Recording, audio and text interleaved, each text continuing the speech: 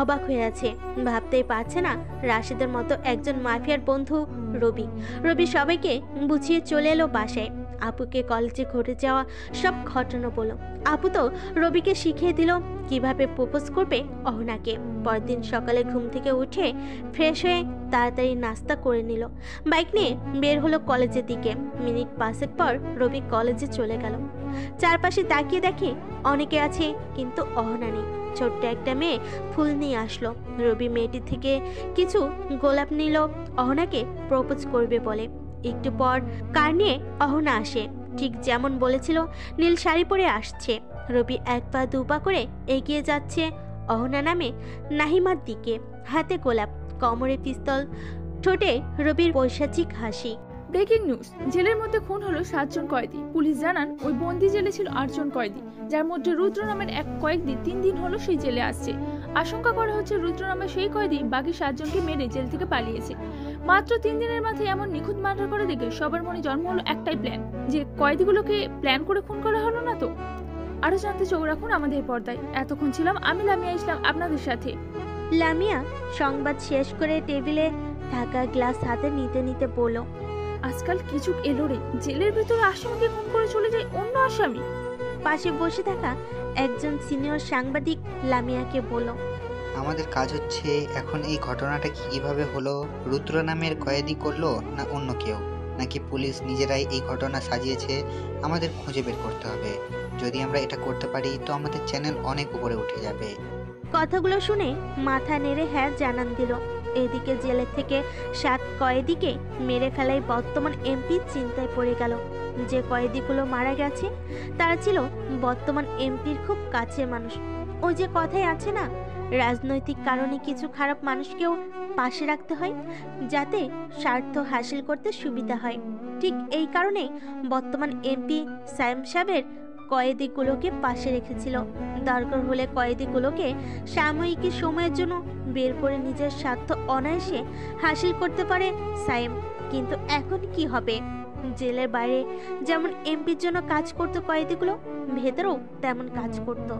জেলের ভেতরে থাকা বড়লোকের ছেলেদের মাদক দ্রব্যের ব্যবস্থা করে দিত এই কয়েদিগুলো।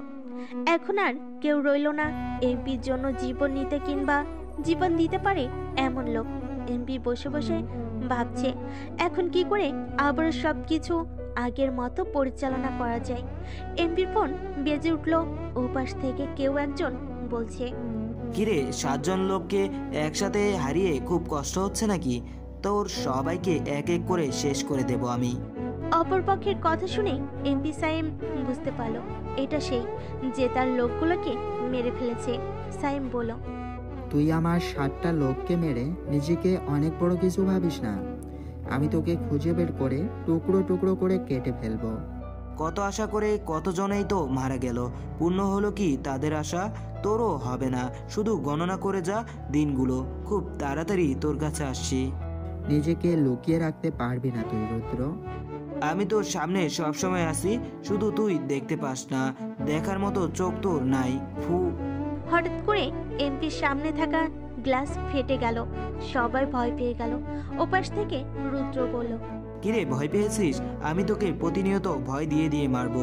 আমি চাইলে গুলিটা গ্লাসে না করে তোর কপালে করতে পারতাম, কিন্তু তোর এখনো কিছু পাপের হিসাব নেওয়া বাকি আমার। দূরে বসে স্নাইপার দিয়ে ভয় দেখানোকে বীরত্ব বলে না। সাহস থাকলে তো সামনে আয়। তোর সময়ও অতি সংকটে, যা পাপ করা বাকি আছে করে নে। রুদ্র ফোন কেটে দিল। এমপি ভয় পেয়ে গেল। কেউ যখন সামনে থাকা ক্লাসে শুট করতে পারে, তাহলে সে যে কোনো সময় কিছু করতে পারে। এই রুদ্রকে খুব তাড়াতাড়ি বের করতে হবে। এমপি ওসিকে কল দিল। কল রিসিভ করতেই এমপি বলল, কি করছেন? আপনার একটা আসামি 7 জন লোককে মেরে জেল থেকে পালিয়েছে। আপনারা কি থানায় বসে বসে আঙুল চুষেন? স্যার, আমরা আসামিকে খুব তাড়াতাড়ি খুঁজে বের করব, আপনি শুধু একটু সময় দেন। কচু করবেন আপনারা। একটু আগে সে রুদ্র নামের আসামি আমাকে শ্যুট করেছে। আমার গায়ে শ্যুট না করে টেবিলে থাকা গ্লাসে করে তার ক্ষমতা জানান দিছে। আপনারা যদি কিছু করতে না পারেন তাহলে আমাকে বলে দেন, আমি আমার লোকদের দিয়ে ওই রুদ্রকে ধরে আনবো। স্যার, আমরা চেষ্টা করছি আসামিকে ধরার, একটু সময় দিন আমাদের। রুদ্রের সব তথ্যগুলো আমার কাছে পাঠিয়ে দিন। আমি নিজে দেখতে চাই কে এই রুদ্র। স্যার আমি এক্ষুনি আসছি তার ফাইলটা নিয়ে। এমপি কল রেখে দিলে ওসি ভাবছে। এখন কি করব? এদিকে স্যারের চাপ, এদিকে এমপির চাপ, কিভাবে কি করব আমি? 7-5 ভাবতে ভাবতে ওসি রুদ্রের ফাইল নিয়ে আসলো এমপির কাছে। ওসিকে নিজের বাসায় ঢুকতে দেখে কিছুটা রাগী চোখে তাকিয়ে আছে এমপি। ওসি গিয়ে এমপির হাতে রুদ্রের ফাইলটা দিয়ে বলল, স্যার আমরা অনেক চেষ্টা করছি এর ব্যাপারে জানতে। অবিশ্বাস্য হলেও সত্যি যে এই ছেলেটাকে কেউ চেনে না। রুদ্র নামটাও নাকি মিথ্যা, তার চেহারাও কেউ দেখেনি। কোথা থেকে এলো, কীভাবে এলো কেউ জানে না। আমাদের মনে হচ্ছে এই ছেলে প্ল্যান করে জেলে আছে, হয়তো আপনার লোকগুলোকে মারার জন্য আসছে। তাহলে আপনার আগে কেন এসব ধরতে পারেননি? একটা ছেলে আমার 7-8টা লোককে শেষ করে দিয়ে চলে গেল, আর এমন প্ল্যানিং করছে সেটা আপনারা বুঝতে পারেননি? যদি আমরা বুঝতে পারতাম তাহলে আমরা তাকে আরও জিজ্ঞাসাবাদ করতাম। মাত্র 3 দিনে এমন দুর্ধর্ষ প্ল্যান করে ফেললো সে। সে তাহলে সাধারণ কেউ নয়। খোঁজ লাগান কে সে, জানতে হবে। নয়তো আপনি আমরা সবার জন্য বিপদ আছে। জি স্যার, আমরা খোঁজ নিচ্ছি, খুব তাড়াতাড়ি খুঁজে বের করব। ওসি এমপিকে আশ্বাস দিয়ে চলে গেল। এমপি এবার আরো বেশি চিন্তায় পড়ে গেল। তাহলে কে সে ছেলে? খুঁজতে সমস্যা হবে। যেখানে নাম, ঠিকানা, ফোন নাম্বার কোনো কিছু ঠিক নাই, সেখানে কিভাবে খুঁজে বের করা যায় তাকে? এমপি টিভিটা অন করতে ব্রেকিং নিউজ শুনতে পেল, যেখানে বলা হলো ছোট্ট একটি গল্প। আজ থেকে কয়েক বছর আগে ববিউল নামের একজন লোক এমন জেলের ভিতরে থাকা ভয়ঙ্কর কয়েদিদের মেরে ফেলতো। এমন কয়েদিগুলোকে মারতো যারা বেরিয়ে আসার সম্ভাবনা ছিল। সেও কয়েদি সেজে সে তারপর তার কর্মকাণ্ড চালাতো। খবরটা দেখে এমপি কিছুটা চিন্তিত হয়ে গেল। তাহলে কি রুদ্র সেই রবিউল?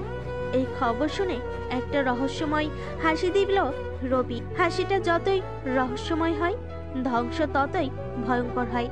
আপনারা কি ভাবছেন রবি আর রুদ্র আলাদা আলাদা কেউ? না, রবি আর রুদ্র দুইজন এক। মুখে সার্জারি করে নিজের চেহারা পাল্টে রবি রুদ্র হয়ে সে জেলে গিয়ে আসামিদের মেরে আসছে। সার্জারির কারণে তার আসল চেহারা কেউ চিনতে পারছে না। তবে এমপি এখন রবিকে সন্দেহ করে ফেলেছে। প্রশাসনও রবির দিকে নজর রাখতে শুরু করেছে। তাহলে চলুন সিজন 1 থেকে একটু ঘুরে আসি। সেদিন অহনাকে প্রপোজ করবে বলে রবি ছোট্ট মেয়েটির হাত থেকে গোলাপ নিয়ে সামনে এগিয়ে যায়। চারপাশটা দেখে রবির কেমন যেন সন্দেহ লাগছিল, তবুও রহস্যময় হাসি ঠোঁটে বজায় রেখে রবি এগিয়ে গেল অহনার দিকে। নীল শাড়িতে অহনাকে যা লাগছে না। রবি এগিয়ে গিয়ে হাঁটু গেড়ে বসতেই অহনা হুট করে রবিকে ধাক্কা দিয়ে মাটিতে ফেলে দিল। রবি বিষয়টি কি হলো বুঝতে পারল না। আগেই অহনা মাটিতে লুটিয়ে পড়ল। বুকের এক পাশ থেকে অত্যাধিক পরিমাণে রক্ত পড়ছে অহনার। রবি চারপাশে তাকিয়ে দেখে কে করলো এই কাজ, কিন্তু তেমন কাউকেই সে দেখতে পাচ্ছে না। চারপাশে সব স্টুডেন্ট এসে ভিড় জমিয়েছে। রবি প্রিয় মানুষটির এমন রক্ত দেখে নিজেকে আর সামলে রাখতে পারল না, সাথে সাথেই অজ্ঞান হয়ে গেল। রবির জ্ঞান ফিরে দেখে সে হসপিটালে। পাশে মাহমুদ আর রাহি বসে আছে। রবির জ্ঞান ফিরতে জিজ্ঞেস করে অহনা কোথায়। রাহি মাহমুদ দুজনেই চুপ করে আছে। কি উত্তর দেবে তারা? তারা কি বলবে? অহনা মৃত্যুর পহর গুনছে। এই কথা শুনলে তো রবি কিছুর একটা হয়ে যাবে। রাহি আর মাহমুদকে চুপ করে থাকতে দেখে রবি নিজেই উঠে রুম থেকে বের হয়ে যেতে চাইলে মাহমুদ রবিকে চাপটে ধরে বলে, সব ঠিক হয়ে যাবে, অহনা আছে পাশের রুমে। রবির একটাই কথা, আমি দেখবো হনাকে। কিন্তু রাহি মাহমুদ রবিকে যেতে দেয় না। এমন উত্তেজিত দেখে নার্স এসে রবিকে একটা ইনজেকশন দিলে রবি ধীরে ধীরে অহনা অহনা বলে চোখ বন্ধ করে ফেলে। রাহি আর মাহমুদ দুজন চিন্তায় পড়ে গেল। কি করবে এখন? রবিকে কিভাবে বোঝাবে? রবি এখনো বিছানায় পড়ে আছে। একটু পর 3টা গাড়ি এসে থামলো হসপিটালের গেটে। গাড়ি থেকে 4জন লোক বেরিয়ে এসে সামনের গাড়ির দরজা খুলে দিল। বেরিয়ে আসে রাশেদ। পরের গাড়ি থেকে বেরিয়ে আসে রবির আপু আর ছোট বোন হ্যাপি। রাশেদ হসপিটালের কর্মরত একজনকে জিজ্ঞেস করে রবি কোথায়। তিনি রবির রুম দেখিয়ে দিলে আপু, হ্যাপি আর রাশেদ তড়িৎ গতিতে রবির রুমে যায়। রাশেদ আর সাথে দুইজন গার্ডকে ভেতরে যেতে দেখে রাইহি আর মাহমুদের গলা প্রায় শুকিয়ে গেছে। দুজন মনে করছে কলেজে যারা রবিকে মারতে চেয়েছে তারা আবার এখানে আসেনি তো। রাশেদ রাহি আর মাহমুদের দিকে তাকালো। গার্ড দুজনকে একটু বাইরে গিয়ে অপেক্ষা করতে বলে। দুজন ভয়ে ভয়ে বাইরে চলে যায়। পরক্ষণেই একজন ডাক্তার রুমে প্রবেশ করে। রাশেদকে সেখানে দেখে তিনি কিছুই বুঝতে পারেন। রাশেদ ডাক্তারকে জিজ্ঞেস করে, রবির কি হয়েছে? ভাই অতিরিক্ত শক খেয়েছি, জ্ঞান ফিরলে অহনা অহনা বলে উত্তেজিত হয়ে যাচ্ছে, তাই ইঞ্জেকশন দিয়ে ঘুম পাড়িয়ে রাখছি। জাগ্রত হতে কতক্ষণ সময় লাগবে? রাশেদের প্রশ্নের উত্তর দেওয়ার আগে সেখানে নার্স চলে আসে। রাশেদের প্রশ্নে নার্স উত্তর দেয়, আরও 1 ঘন্টা সময় লাগবে। রাশেদ রুম থেকে বেরিয়ে যায়, সাথে 2 গার্ডও। রবির পাশে আপু আর হ্যাপি গিয়ে বসছে। রবির তেমন কিছু হয়নি, তাই তারা এখনো চুপ করে আছে। রবির সামান্যতম কিছু হলেও আপু চুপ থাকতে পারতো না। আপু রাশেদকে ডাক দিলে রাশেদ ভিতরে যায়। জি আপু বলো। অহনা নামের মেয়েটিকে রবির সাথেই পড়তো, রবি মেয়েটির প্রেমে পড়ে যায় আর আপনাকে হয়তো বলেছে আজ প্রপোজ করতে যাবে। বলেছিল আমাকে, কিন্তু মেয়েটির পারিবারিক কোনো কথা আমি তা জানি না। খোঁজ করে মেয়েটির পারিবারিক ডাটা আর মেয়েটি এখন কোন রুমে আছে। পাশের রুমে অপারেশন চলছে। ঠিক আছে, অপারেশন শেষ হলে আমাদের বলবি, আর মেয়েটির পরিবারকে তার বর্তমান অবস্থা সম্পর্কে জানা। ঠিক আছে আপু, আমি লোকদের বলে দিচ্ছি। ঠিক আছে। রাশেদ বাইরে গিয়ে তার লোকেদের অহনার ব্যাপারটা দেখতে বলে 2জন লোক একটা গাড়ি নিয়ে বেরিয়ে যায়। রবি পাশে আপু আর হ্যাপি অপেক্ষা করছে। একটু পর ধীরে ধীরে রবি চোখ খুলে। নার্স একজন পাশেই ছিল। রবির অবস্থা পর্যবেক্ষণ করে বলে, এখন সে কিছুটা শান্ত আছে। রবি আপুকে দেখে উঠে বসে আর বরাবরের মতোই জিজ্ঞেস করে, অহনা কোথায়? আপু প্রথমে চুপ থাকলেও পরক্ষণে বলে ওঠে, পাশের রুমে আছে, অপারেশন চলছে, একটু পর দেখতে যাবি। আপুর কথা শুনে রবি আবারও উত্তেজিত হতে লাগলো। এবার আপু রবিকে বলল, একটু পর সব ঠিক হয়ে যাবে, একটু ধৈর্য ধরে থাক এখানে। অপারেশন শেষে আমরা সবাই যাব অহনাকে দেখতে, সে ঠিক হয়ে যাবে। ওকে কেউ একজন গুলি করেছে, আমি তাকে দেখতে চাই আমার সামনে। রাশেদ ভেতরে আসতে আসতে বলে, সেসব আমরা খবর নিয়ে নিয়েছি, কিন্তু এখন কিছু করা যাবে না। চতুর্পাশের সবাই উত্তেজিত হয়ে আছে এই ঘটনার পর। আমরা কিছুটা সময় নিয়ে প্ল্যান করে এই কাজ করব। তুই একটু স্বাভাবিক হয়ে উঠ আগে। আমি পারছি না আর, আমার কলিজাকে গুলি করেছে সে, মেরেই ফেলবো আমি তাকে। পেছনের কারণ খুঁজে বের করতে হবে আগে। কি কারণ আবার? অ্যাটাকটা তোর উপরে হয়েছিল, অহনা তোকে সরিয়ে দিয়ে নিজেকে বিপদের মুখে ফেলে দিয়েছে। রবি আর রাশেদ কথা বলছে, তার মধ্যেই রাশেদের একটা লোক ভেতরে এসে রাশেদের দিকে তাকিয়ে বলে, ভাই অপারেশন শেষ, ডাক্তার কিছু বলতে চাই। ঠিক আছে আমি আসছি। না, তোরা এখানে থাক, আমি যাচ্ছি। না, আমিও যাব, দেখবো আমি অহনাকে। আগে আমি দেখে আসি, তারপর তুই যাস। রাশেদকে ইশারা করে আপু বুঝিয়ে দিল রবিকে যাতে এই রুম থেকে বের হতে না দেয়। আপু গিয়ে ডাক্তারের সাথে কথা বলে জানতে পারলো অহনার খুব বেশি খারাপ অবস্থা, যে কোনো সময় কিছু একটা হয়ে যেতে পারে। যারা দেখা করতে চায় তারা যেন দেখা করে, 24 ঘন্টার মধ্যে কিছু একটা হয়ে যেতে পারে। আপু ডাক্তারকে জিজ্ঞেস করলো আরো ভালো চিকিৎসার জন্য বাইরে কোথাও নিয়ে যাওয়া যাবে কিনা। ডাক্তার জানিয়ে দিল এত সময় নেই ওর হাতে, আর যে সময়টা আছে তাকে নাড়াচাড়া করানো যাবে না। আপু বুঝতে পারলো অহনার বড় বিপদ, তার থেকে বেশি ভয় হচ্ছে রবিকে নিয়ে। অহনার কিছু হয়ে গেলে এর পেছনে থাকা কাউকে সে বাঁচতে দিবে না। যে গুলি করেছে তাকে তো সবার আগে শেষ করে দিবে। আপু অহনার রুম থেকে বেরিয়ে এসে রবিকে জানায় অহনা এখন কিছুটা ভালো আছে, গিয়ে যাতে তাকে দেখে আসে। রবির সাথে করে আপুও যায়। আপু নিষেধ করে অহনাকে যেন টাচ না করে। রবি শুধু তাকিয়ে চোখে জল ফেলছে। কেন সে নিজের এত বড় ঝুঁকিতে ফেলো? প্রায় 10 মিনিট পর অহনার মা আসে। ওর বাবা দেশের বাইরে গেছে, তাই সে আসতে পারেনি। অহনার এমন অবস্থা জানতে পেরে সেও দেশের উদ্দেশ্যে রওনা দিয়েছে। অহনার মা হাউমাউ করে কেঁদে ওঠে। আপু ওনাকে সান্ত্বনা দিচ্ছে। একটু পর ডাক্তার এসে বলে, আপনারা এভাবে আওয়াজ করলে রোগীর সমস্যা হবে, কেউ কথা বলবেন না, দরকার হলে বেরিয়ে যান। এত জনের আওয়াজ রোগী বিরক্ত হচ্ছে। ডাক্তার সবাইকে বুঝিয়ে বের করে দেয়। সবাই বাইরে বসে অপেক্ষা করছে। হঠাৎ অহনার রুম থেকে নার্স চিৎকার করে ডাক্তারকে ডাকতে থাকে। নার্স অহনার রুমে প্রবেশ করে। রবি, আপু, অহনার মা সবাই অহনার রুমে ঢুকতে চাইলে নার্স সবাইকে নিষেধ করে। একটু পর সবাই মুখ কালো করে বেরিয়ে আসে। আপু জানতে চাই কি হয়েছে।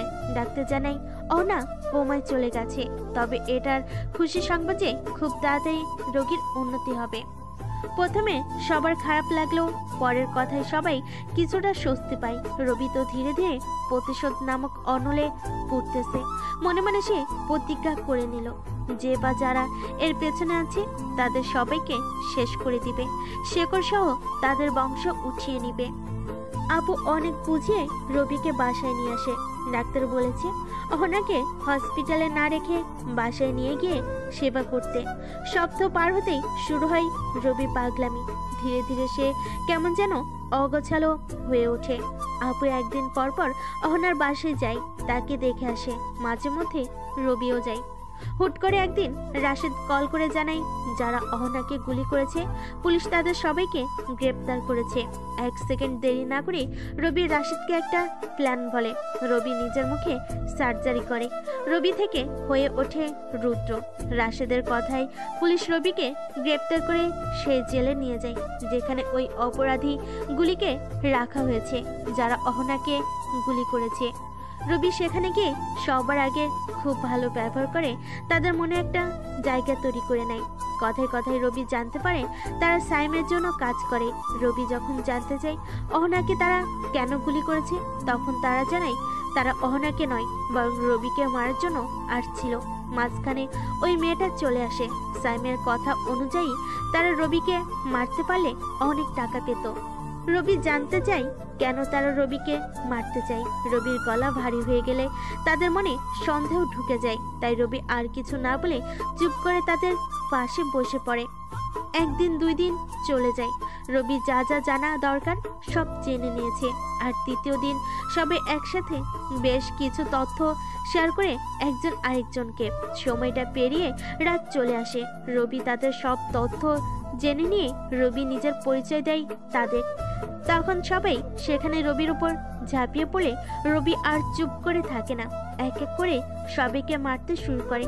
কেউ দেয়ালে ধাক্কা খেয়ে অজ্ঞান, কেউ বা রবির মার খেয়ে। এক এক করে রবি সবাইকে মেরে সেখানে শুইয়ে দেয়। পরক্ষণে মনে পড়লো সে তো প্রতিজ্ঞা করেছে এদের কাউকে সে আর বেঁচে থাকতে দিবে না। হঠাৎ রবির মুখে পৈশাচিক হাসি ফুটে উঠল। পরের দিন সকালে নিউজ হলো নতুন এক কয়েদি 3 দিনের মাথায় একই সেলের বাকি 7 জন কয়েদিকে মেরে ফেলে জেল থেকে পালিয়েছে। এই ছিল পূর্বের ঘটনা। বর্তমান রবি রাতে আপু আর হ্যাপির সাথে বসে ডিনার করছে। হঠাৎ কলিং বেল বেজে ওঠে। এত রাতে কেউ তার বাসায় আসার কথা না, তাহলে কি এলো? হ্যাপি উঠতে চাইলে রবি হ্যাপিকে বসতে বলে। রবি নিজে গিয়ে দরজার এক পাশে দাঁড়ায়। আস্তে করে দরজা খুলতেই দেখে 2 জন লোক দাঁড়িয়ে আছে। রবি তাদের পরিচয় জিজ্ঞেস করলে জানাই এমপি সাইম তাদের পাঠিয়েছে। রবি বুঝতে পারে সাইম তার ব্যাপারে জেনে গেছে, আর জানবে নাই বা কেন। সাইমই তো রবিকে মারতে লোক পাঠিয়েছিল। রবি 2 জনকে বলে, অনেক রাত হয়েছে, আমি খাবার খাচ্ছি, এসো তোমরাও খেয়ে যাও। আমাদের এত সময় নেই, তাড়াতাড়ি চলো। চলো ভাত দুমুঠো খেয়ে তারপর যাও। রবির এমন আপ্যায়নতা দেখে 2 জনই কিছুটা শকড হয়ে যায়। রবি জোরাজুরিতে ভেতরে গেলে রবি ইশারায় আপু আর হ্যাপিকে অন্য রুমে গিয়ে খেতে বলে। তারা 2 জন আপুর রুমে যায়। এদিকে 2 লোক চেয়ারে বসতে বসতে তাদের নাম বলে। একজন সায়েদ, অপরজন তালেব। রবি তাদের বলে, তোমরা আমার ব্যাপারে কিছু কি জানো? শুধু এটা জানি এমপির সাথে তোমার রিলেশন খারাপ। এটা কি জানো জেলে এমপির যে লোকগুলো মারা গিয়েছিল তারা একসময় আমাকে মারতে এসেছিল? রবির এই কথাই 2 জন চোখ বড় বড় করে ফেলে। উঠে যেতে চাইলে রবি বলে, লাভ নেই, উঠতে পারবে এখান থেকে, বের হতে পারবে না। খাবার শেষ করো, তারপর চলে যেতে পারবে। একটা কথা জেনে রেখো, কার জন্য কাজ করছো, কি কাজ করছো, কেমন সে, এসব তোমার জানা ততটা দরকার না হলেও নতুনভাবে কার সাথে যাচ্ছ, কাকে বলতে যাচ্ছ তার সম্বন্ধে জেনে রাখা উচিত। আমার মতো সবাই শান্ত নাও থাকতে পারে। আমি তোমাদের আপ্যায়ন করতেছি। আমার জায়গায় অন্য কেউ থাকলে হয়তো তোমাদের অবস্থা খারাপ হতে পারতো। যে কোনো বিষয়ে তোমাদের এমপি যার কাছে সাহায্য চায়, রাশেদ, তাকে তো চিনো নিশ্চয়ই? হ্যাঁ চিনি, যে কোনো বিষয়ে রাশেদ ভাই আমাদের সাথে থাকতো। এখন এমপির সাথে রিলেশন ভালো না, তাই রাশেদ ভাই আর এমপির সাথে চলে না। আমার জায়গায় তোমাদের এই রাশেদ ভাই হলে তোমাদের কি অবস্থা হতো? এতক্ষণে হয়তো মেরেই ফেলতো। খাবার শেষ করে এমপিকে গিয়ে বলবে দ্বিতীয়বার তার কোনো লোক কিংবা সে আমার সামনে আসলে তাদের লাশও কেউ খুঁজে পাবে না। রবি তাদের দরজা খুলে দিল। দুজন খুব দ্রুত চলে গেল। আপু আর হ্যাপি রুম থেকে বেরিয়ে রবিকে জিজ্ঞেস করে কারা ওরা। রবি তাদের ব্যাপারে আপুকে সব বলে। আরো কিছু সময় সবাই কথা বলে ঘুমিয়ে গেলে সকালে ঘুম থেকে উঠেই রবি ফোনটা হাতে নিয়ে দেখে রাশেদ 4টা কল দিয়েছে। ফোন সাইলেন্ট ছিল তাই বুঝতে পারেনি। রবি তাড়াতাড়ি রাশেদকে কল দেয়। ওই পাশ থেকে রাশেদ কল ধরেই বলে ওঠে, হ্যাপি স্কুলে যাওয়ার সময় কেউ তাকে ফলো করছিল। কি? হ্যাপি কোথায় এখন? স্কুলেই আছে। যারা ফলো করছিল তারাও নাকি স্কুলের আশেপাশেই ঘোরাঘুরি করছে। হ্যাপির গার্ডগুলো কই? ওরা কি করতেছে? তোর কথা মতো গার্ডরা দূর থেকে হ্যাপির খেয়াল রাখছে। গার্ডরা এই খবর আমাকে জানানোর পর আমি তোকে কল দিয়েছি। কজন লোক হ্যাপিকে ফলো করছে? ওরা 2 জন আছে। ওদের হাঁটা চলা দেখে আমাদের লোকরা বুঝতে পারছে ওদের হাতে পিস্তল আছে। ঠিক আছে, আমাদের লোকদের নাম্বারগুলো আমাকে সেন্ড কর, আমি কথা বলছি। ঠিক আছে, আমি পাঠাচ্ছি। রাশেদ কল কাটতেই রবি হ্যাপিকে একটা মেসেজ পাঠায়। ক্লাস মনোযোগ দিয়ে কর আর চারপাশে খেয়াল রাখবি, ক্লাস থেকে বের হবি না। আমি আসছি। আর হ্যাঁ, ক্লাস শেষ হলে সোজা স্যারদের রুমে গিয়ে বলবি আমি তোকে সেখানে যেতে বলেছি আর আমি অফিসে আসছি। হ্যাপি এই মেসেজটা পড়ে বুঝতে পারে কোনো সমস্যা হয়েছে বা হবে। ক্লাস চলছে তো চলছে। হ্যাপি চারপাশ তাকিয়ে দেখছে সন্দেহজনক কিছু কিংবা কাউকে দেখে কিনা। রবির বোন বলে কথা। রবির চিন্তা ভাবনা দেখে হ্যাপি অনেক কিছু শিখে ফেলেছে। হ্যাপি চারপাশে তাকাতিকে ওই লোক দুটোকেও দেখে ফেলে যাদের রাস্তায় দেখেছিল হ্যাপির পেছনে গাড়িতে। হ্যাপি বুঝে যায় এই লোকগুলো তাকে ফলো করছে। ক্লাস শেষ হতেই হ্যাপি স্যারদের রুমে যায় আর রবির বলা কথা মতো স্যারদের সাথে কথা বলে সেখানেই বসে থাকে। একটু পর বাইক নিয়ে রবি স্কুলে আসে।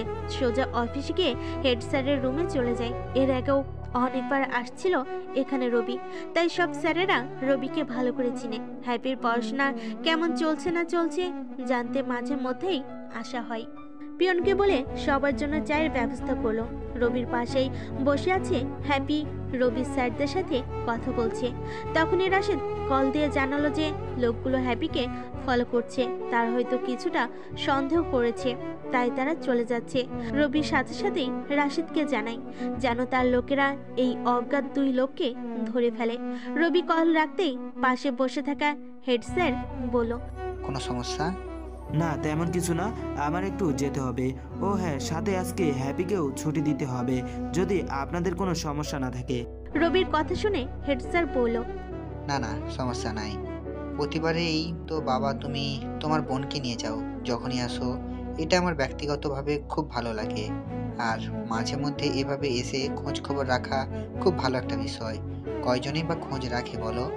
হ্যাঁ স্যার, এখন তো স্কুলে ভর্তি করিয়ে দিছে মানেই সব দায়িত্ব শিক্ষকের, এটা মনে করে অনেকে। মাঝে মধ্যে পরিবার থেকে খোঁজ নেওয়াও যে আমাদের দায়িত্ব তা কজনে বা বুঝে। ঠিক আছে স্যার, আসি আজ, ভালো থাকবেন।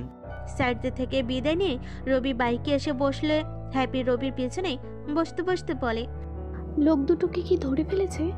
কোন লোক? ভাইয়া, আমি তোমার বোন হই, ওকে? তুমি আমাকে ওয়ার্নিং দেওয়ার পরেই আমি বুঝতে পারছি কিছু তো একটা আছে। পরে চারপাশে দেখে আমিও বুঝতে পারলাম ওই লোক দুটো আমাকে ফলো করছে। বা এত তাড়াতাড়ি বুঝে গেলে? দেখতে হবে না কার বোন আমি? হ্যাপির বাচ্চামিগুলো দেখে রবি হেসে উঠলে হ্যাপিও হেসে ওঠে। দুই ভাই বোনের হাসাহাসিতে শেষ হলো বাসা আর স্কুলের মধ্যকার পথ। রবি হ্যাপিকে বাসায় নামিয়ে দিয়ে বেরিয়ে পড়লো রাশেদের দেওয়া ঠিকানায়। রাশেদ একটু আগে জানালো অজ্ঞাত লোক দুটিকে তার লোকেরা নিয়ে আসছে। রবি গিয়ে দেখতে পাই সেই লোক দুটি চেয়ারের সাথে বাঁধা আর মুখ ফেটে রক্ত পড়ছে। রাশেদ রবিকে সেখানে দেখে এগিয়ে আসলে রবি রাশেদকে বলে, কি জানতে পারলি ওদের থেকে? কেউ নাকি তাদের ফোন করে বলেছে হ্যাপির উপর নজর রাখতে, বিনিময়ে টাকা পাবে, কিছু টাকা অগ্রিমও পেয়েছে। তাহলে চল দেখি সে দুজন ভদ্রলোককে। রবি গিয়ে তাদের সামনে বসে জিজ্ঞেস করে, কিরে আমার বোনকে ফলো করছিলি কেন? একটা নম্বর থেকে কল আছে আর কিছু ছবি পাঠায়। আমাদের বলা হয় মেয়েটির পিছু নিতে আর সারাক্ষণ আপডেট জানাতে। আমাদের 2 লক্ষ টাকা দেবে বলেছে এই কাজ করলে। ইতোমধ্যে 50,000 টাকা দিয়েছে। এত টাকা দেখে আমরা লোভ সামলাতে পারিনি, তাই আমরা এই কাজ করেছি। কে কল দিয়ে তোদের এসব করতে বলেছে? নাম বল। জানি না আমরা তার নাম, সে নিষেধ করেছে তার ব্যাপারে কিছু বলতে। আমরাও কিছু জিজ্ঞেস করলে সে বলে আমাদের টাকা দরকার, টাকা দিচ্ছে। তার ব্যাপারে জানা আমাদের কাজ নেই। ওহো, এত ভয় যদি হতো ওর, তাহলে আমার বোনের পেছনে নজর রাখতে বলতো না। দেখি ওর ফোন নাম্বার দে। পাশ থেকে রাশেদ বলল, নিয়েছি নাম্বার, ওইটা টেম্পোরারি নাম্বার ছিল, এই নাম্বার দিয়ে খুঁজে পাওয়া সম্ভব না। তাহলে ওদের দিয়ে ওদের কাছে যাব। মানে? এই দুজনকে ছেড়ে দিবি। টাকার জন্য ওরা ওদের হয়ে কাজ করত, এখন ওরা জীবনের বিনিময়ে আমার জন্য কাজ করবে, নয়তো দুজনে দানা ভরে দিব। কথাটা বলেই যখন লোকগুলোর দিকে তাকালো তখন তারা ভয়ে চোখ বড় বড় করে ফেলেছে। রবি এই ভয় দেখে পৈশাচিক আনন্দ পেল। রাশেদকে বলল লোকগুলোকে হসপিটালে পাঠাতে। রবি চলে যায়। রাশেদ দুজনের ফোন নাম্বার নিল আর বলল, আমি তোদের যা বলবো তাই করবি, ফোনে বলবো কখন কি করতে হবে, আর যে তোদের ফলো করতে বলেছে সে কখন কি বলে আমাদের জানাবি। ঠিক আছে ভাই। রাশেদ নিজের 2টা লোককে বলল গাড়ি নিয়ে এদের দুজনকে হসপিটালে দিয়ে আসতে, আর হসপিটালের খরচটাও যেন দিয়ে দেয়। রাশেদ গাড়ি নিয়ে নিজের বাসার দিকে রওনা দিল। এদিকে রাশেদের লোকগুলো হসপিটালে এসে দুজনের চিকিৎসা করিয়ে টাকা দিয়ে তাদের কাছে চলে এলো। অনেক দিন হলো রবি নিজের কম্পিউটার রুমে ঢুকে না। আজকে ইচ্ছে করছে একটু কম্পিউটারের কিবোর্ডে হাত চালাবে। অনেকদিন কোনো সিক্রেট খবর রাখে না। 1 কাপ চা হাতে করে নিজের কম্পিউটার রুমে ঢুকে দেখে চারপাশে বেশ ময়লা হয়ে গেছে। রবি ভাবলো আগে একটু চারপাশটা পরিষ্কার করে নিলে ভালো হয়। যা ভাবা তাই কাজ। চারপাশে আগে ভালো করে পরিষ্কার করে নিয়ে বসে পড়ল কম্পিউটারের সামনে।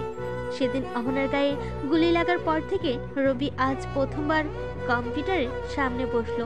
কিছু সময় বিভিন্ন সাইট ভিজিট করে চুপচাপ বের হয়ে এলো। বাইরে এসে দেখে আপু রবির রুমে আগে থেকেই বসে আছে।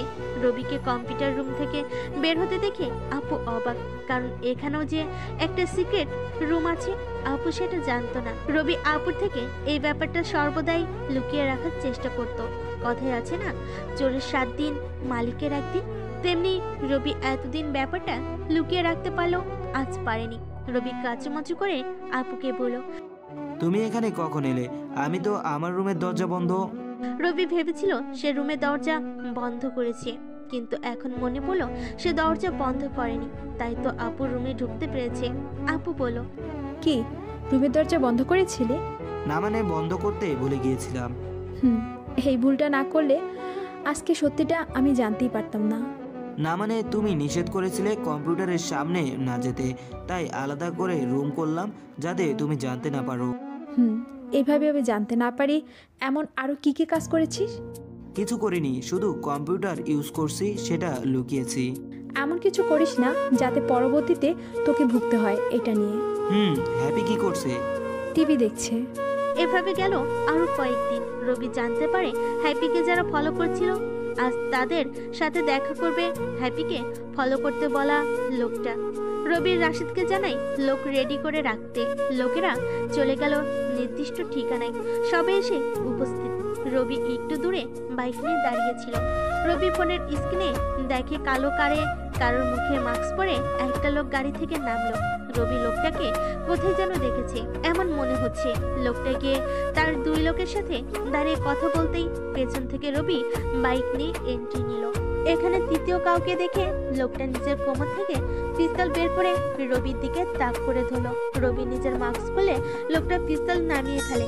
রবি লোকটির সামনে দাঁড়াতেই কাঁপা কাঁপা হাতে লোকটি নিজের মাস্ক খুলে রবির মুখ দিয়ে একটা শব্দ বের হয়, রবার্ট। লোকটা আর কেউ নয়, কয়েক বছর আগে রবি যখন দেশের বিভিন্ন কাজে বিদেশে গিয়ে দেশের জন্য কাজ করত, তখন দেখা হয় রবার্টের সাথে। রবার্ট একজন সিক্রেট এজেন্ট হয়। রবি আর রবার্ট একসাথে একটা মিশনে যায়। সেখান থেকে রবি আর রবার্টের পরিচয়। রবার্ট মালয়েশিয়ায় থাকে। রবি কোনো কারণে মালয়েশিয়ায় গেলে রবার্টের সাথে দেখা করে।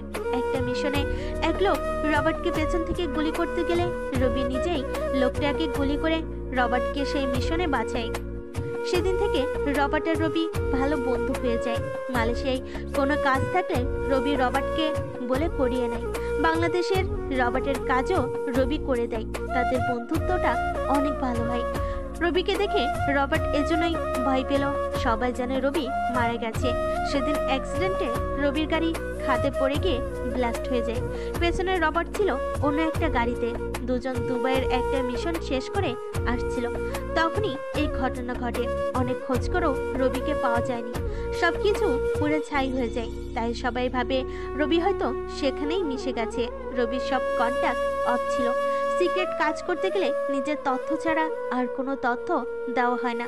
পরে এই তথ্য নিয়ে যে কেউ চাইলে ঝামেলা করতে পারে। তাই সেদিনের পর থেকে রবিকে আর কখনো সিক্রেট এজেন্সির জন্য কাজ করতে দেখা যায়নি। সবাই ধরে নিল রবি সেই আগুনে পুড়ে ছাই। কিন্তু আজ এমন একটা সময় রবার্ট রবিকে নিজের সামনে দেখে বিশ্বাস করতে পারছিল না। রবার্ট রবিকে জড়িয়ে ধরে বলে, ভাই এতদিন কোথায় ছিলে তুমি? রবি চুপ করে আছে, কিছুই বলছে না। রবার্ট আবার বলে, কি হলো ভাই, চুপ করে আছো কেন? এবার রবি বলে, চলো বাসায় যাই, সব কথা সেখানে হবে। হ্যাঁ ভাই চলো। রবার্ট তার দুই লোককে চলে যেতে বলে। রবিও ইশারা করে চারপাশে থাকা তার লোকেদের চলে যেতে বলে। রবি বাইকে বসে নিজের মতো ড্রাইভ করছে। পেছনে রবার্ট নিজের গাড়ি নিয়ে আসছে। মিনিট 10 পর রবি নিজের বাসার সামনে এসে থামলো। রবিকে থামতে দেখে পেছনে রবার্ট থেমে গেল। কলিং বেল দিলে আপু এসে দরজা খুলে দেয়। রবার্টকে দেখে আপু বলে, কেউ? আমার বন্ধু রবার্ট। পেছন থেকে রবার্ট বলল, হ্যালো। ভেতরে এসে কথা বলি। চলো। আপু ভেতরে গেলে রবি আর রবার্ট কথা বলতে শুরু করে। কেমন আছে, কি করছে, এইসব কথা বলার মাঝখানে রবার্ট হঠাৎ দাঁড়িয়ে যায়। হ্যাপি নিজের রুম থেকে বের হয়ে দরজার সামনে দাঁড়িয়ে রবার্ট হ্যাপিকে দেখতে পেয়ে দাঁড়িয়ে যায়। রবি জানে রবার্ট এভাবে সব খেলো কেন। রবি রবার্টকে বসতে বলে রবার্ট বলে, এই মেয়ে এখানে কেন? আমার ছোট বোন, তুমি যাকে ফলো করছো, জানি না কার কথায় তুমি এসব করছো। জানতে চাই তোমার থেকে কেন এসব করছো, কার কোথায়? রবির কথা শুনে রবার্ট সোফায় বসে পড়ল। হ্যাপি চা নিয়ে এসে টেবিলে রাখলো। হ্যাপি একটু দূরে যেতেই রবার্ট বলল, হেড আমাকে বলেছে এই মেয়েটাকে ফলো করতে। হেড মানে আমাদের সিক্রেট এজেন্সির হেড? ওনার কথাই আমি এই মেয়েটিকে মানে তোমার বোনের উপর নজর রাখতে বলি। এই দুই লোকগুলো যাতে ঠিক মতো কাজ করে, তাই কিছু টাকাও দিয়েছি। আমার দেশে কোনো কাজ থাকলে সেটা তুমি আমাকে জানাতে পারতে। আমরা তো সবাই জানি তুমি, তাই আমাকে এই কাজ করতে হলো। তোমার সাথে যখন আমার শেষ মিশন হয় তার আগের রাতে আমি তোমাকে একটা কোড দিয়েছিলাম, মনে আছে? কোড?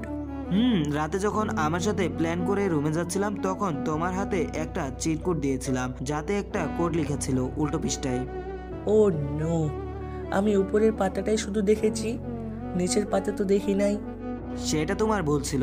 উল্টো পাতায় লেখা ছিল RK 9023 DXWC, যেটা তোমাকে আমার ব্যাপারে অনেক কিছু জানাতে সাহায্য করতো। এটা তুমি গুগল করলেও আমার ব্যাপারে অনেক কিছু চলে আসতো। আমি না থাকলেও জানতে পারতে আমার বন্ধুর আশেতে ঠিকানা, আরও অনেক কিছু জানতে পারতে। একটা বড় ভুল করে ফেলেছি। বাদ দাও ওটা, এখন বলো হেড কেন আমার বোনকে ফলো করতে বলেছে? তুমি ভালো করে জানি হেড কখনো কারণ বলে না। তবে কালকে হেড বাংলাদেশে আসছে।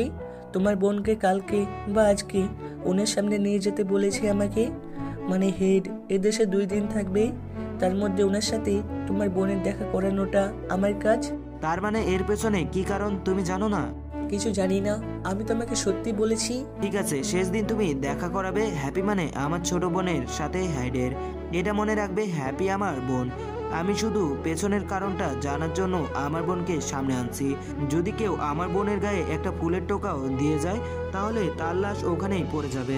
আমি ব্যাপারটা দেখে রাখবো। মনে থাকে যেন আমি তোমাকে বাঁচানোর জন্য নিজে গুলিবদ্ধ হয়েছিলাম, কারণ তুমি আমার টিমে কাজ করতে। তাই এখন তুমি জানো ভালো করে কি করবে তুমি। রবির এমন অপ্রকাশিত কথাই রবার্ট বুঝতে পারে। তার কথায় যখন হ্যাপি হেডের সাথে দেখা করতে যাবে, তখন কেউ হ্যাপিকে কিছু করতে চাইলে যেন রবার্ট নিজের জীবন দিয়ে হলেও হ্যাপিকে রক্ষা করে। রবার্ট চলে যায়। রবি রাশিদকে রবার্ট আর হেডের কথাগুলো জানায়। রবার্ট জানায় কাল হেড দেখা করবে এবং নির্দিষ্ট ঠিকানাও দিয়ে দেয়। রবি জানায় যে ঠিকানা দিয়েছে তার আশেপাশে 20 মিটারের মধ্যে যেন রবির লোকেরা থাকে। সবাই যেন স্নাইপার হাতে নিয়ে দূর থেকে হ্যাপির উপর নজর রাখে, যেন কেউ হ্যাপির কাছেও আসতে না পারে। রবি হ্যাপিকে জানায় রবার্টের সাথে ওই জায়গায় যেতে। হ্যাপি রবির এক কথায় রাজি হয়ে যায়। হ্যাপি ভালো করে জানে রবি যখন যেতে বলেছে তখন হ্যাপির সামনে যতই বিপদ আসুক রবি হ্যাপির সামনে থাকবে। রবার্ট আর হ্যাপি কাপড়ে মাইক্রোচিপ লাগিয়ে দেয়, যেন কি বলছে না বলছে শুনতে পারে। আর হ্যাপির ঘড়িতেও ট্র্যাকার লাগিয়ে রাখে, যদিও এটা অনেক আগে থেকেই লাগানো আছে। হ্যাপি আর রবি দুজনেই জানে এটা। অবশেষে চলে এলো সেই সময়। রবার্ট হ্যাপিকে অজ্ঞান করে গাড়িতে তুলে নিয়ে যায় নির্দিষ্ট ঠিকানায়। একটু পর হেড আসে। কিছুটা দূরে দাঁড়িয়েছিল রবি আর দূর থেকে নজর রাখছিল তাদের উপর। আশেপাশের সব বিল্ডিংয়ে তো রাশেদ সহ রবির লোকেরা স্নাইপার হাতে নিয়ে হেডের দিকে তাক করেই আছে। হেড আসতেই রবার্ট হ্যাপিকে যে গাড়িতে অজ্ঞান করে রেখেছে সে গাড়ির দরজা খুলে হ্যাপিকে দেখায়। রবার্ট হ্যাপিকে এভাবে নিয়ে আসছে দেখে হেড কিছুটা ভয় পেয়ে যায়। হেড তাড়াতাড়ি দরজা বন্ধ করতে বলে।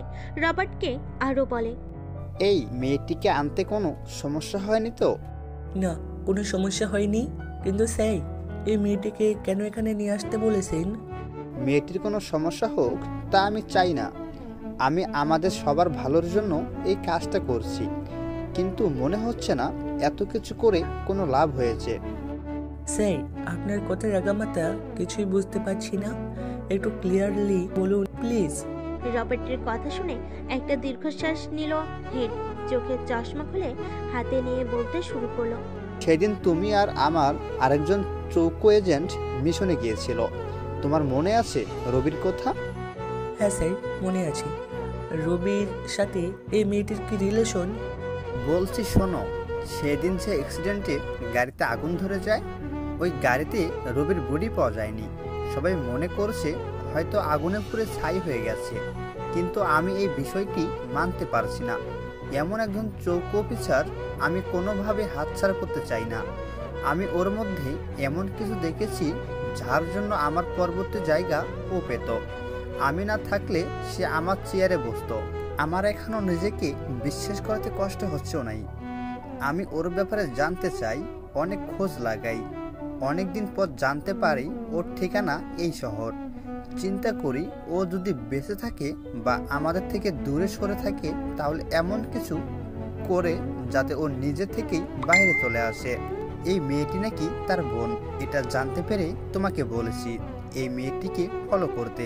রবি যদি থেকে থাকে তাহলে তোমাকে সে ধরে ফেলবে, তার বোনকে ফলো করছো তাই।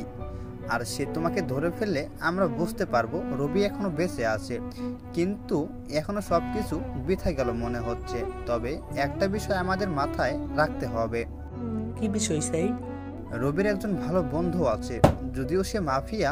এখন আমাদের সূত্র অনুযায়ী সে এখনো আমাদের আশেপাশের কোথাও আছে।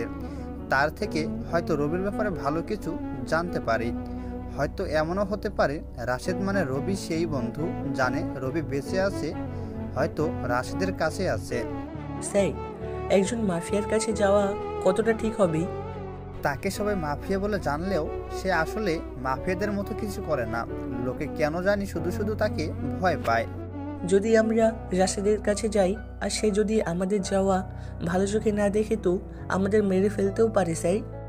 এই জন্য বলেছি সে মাফিয়ার মতো নয়। আর এই মেয়েটি কে যেন? কে কে স্যার? এই হলো রবির ছোট বোন। এই মেয়ে আমাদের কাছে থাকলে রাশেদ কিংবা রবি কেউ আমাদের গায়ে ফুলের টুকাও দিবে না। যদিও বা এটা করা আমাদের জন্য অন্যায় হচ্ছে, কিন্তু ভালোর জন্য তো এটা করতেই হবে। আমরা রবির পিছনে কেন পড়েছি স্যার? যদি সে বেঁচে থাকে তাহলে আমাদের জন্য বিশাল পাওয়া হবে। আমরা চাচ্ছি তাকে ফিরে পেলে অনেক কিছু পাবো, আর না পেলে তো আর কিছু করার নেই।